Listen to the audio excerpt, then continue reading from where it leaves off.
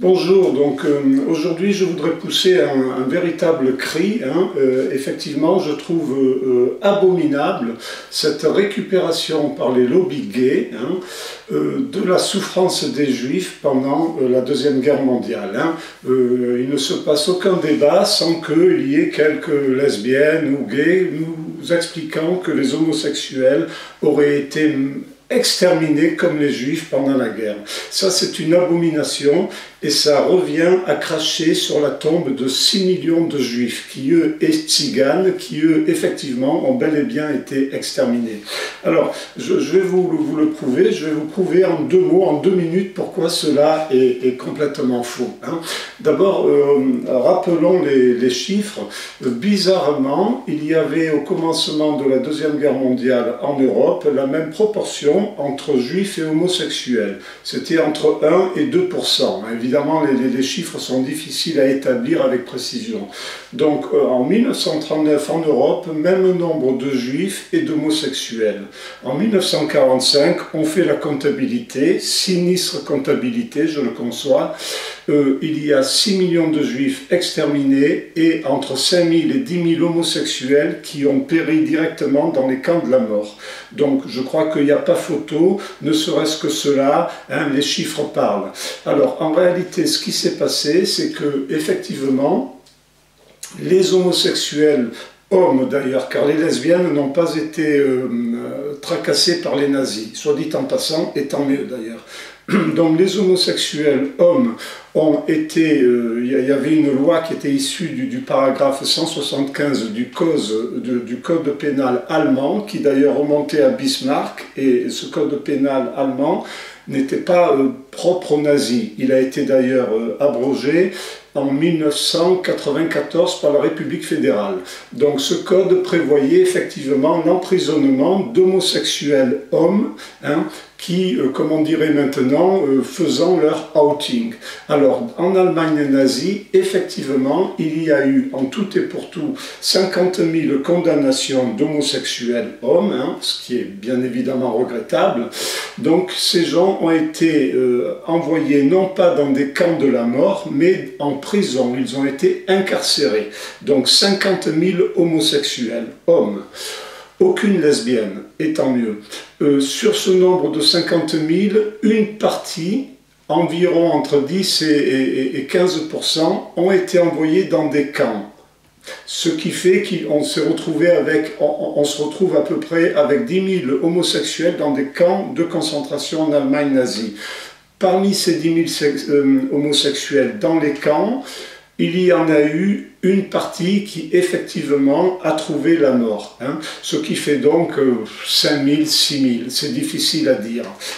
Alors 6 000, ça correspond aussi à nouveau bizarrement au nombre de prêtres catholiques exterminés à Dachau, le camp de la mort dans la banlieue de Munich, par les nazis. On avait construit des baraquements qui leur étaient réservés et il y a eu 6 000 prêtres qui ont été directement assassinés. Or 6 000 dans ce cas, c'est un chiffre énorme, puisque pour des raisons évidentes, il n'y avait pas tant de prêtres catholiques, ils n'étaient pas des millions en Allemagne nazie.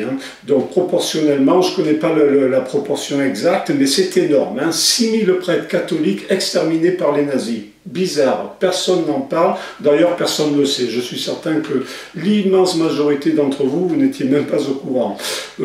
On peut parler aussi en passant des 70 000 catholiques exterminés par le président des États-Unis, Truman, qui était franc-maçon, grand maître de la loge du Missouri.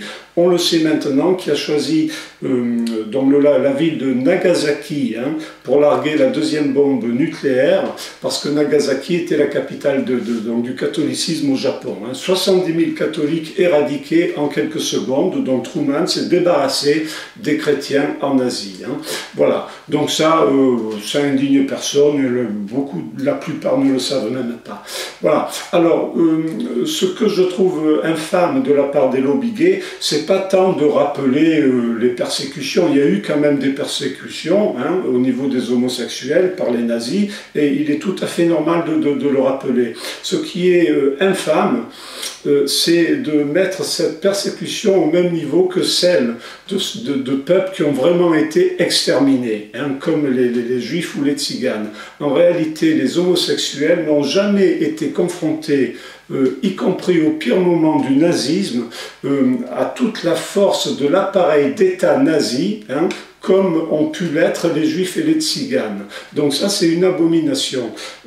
En réalité, les lobbies gays essayent, par un phénomène d'association d'idées, en essayant de convaincre tout le monde que les homosexuels auraient été persécutés comme les Juifs et les Tziganes, essayent de faire passer tout opposant donc à leur cause, et notamment au mariage contre nature, pour des nazis, hein, étant donné que c'est ça l'idée, hein, l'arnaque de base elle est là, elle est subliminale, étant donné que nous les gays, nous avons été persécutés par les nazis, hein, comme les juifs, si tu es contre le mariage homosexuel, tu es un pourri de nazi, hein, c'est ça, en fait c'est une façon d'empêcher le débat, bien évidemment, et ça c'est une infamie, et moi je le dis clairement au lobby gay, hein, en faisant cette récupération immonde de la souffrance des Juifs, hein, qui eux ont vraiment été persécutés, 6 millions de Juifs, hein, alors qu'il y avait la même proportion d'homosexuels et de Juifs au commencement de la guerre. À la fin, il y a 6 millions de Juifs exterminés et probablement 5000 homosexuels tués directement dans des camps. Voilà, cette récupération de la souffrance des Juifs, hein, pour vendre la cause des lobbies LGBT, c'est une infamie et c'est dégueulasse. Et c'est une honte que les historiens n'en parlent pas. Les historiens qui sont soumis d'une façon visqueuse et immonde à la dictature féministo-maçonnique de la culture de mort. Et moi je le dis clairement, mettre la persécution culturelle des homosexuels au même niveau que la Shoah et l'Holocauste, c'est cracher sur la tombe de 6 millions d'enfants d'Israël et de Juifs. Et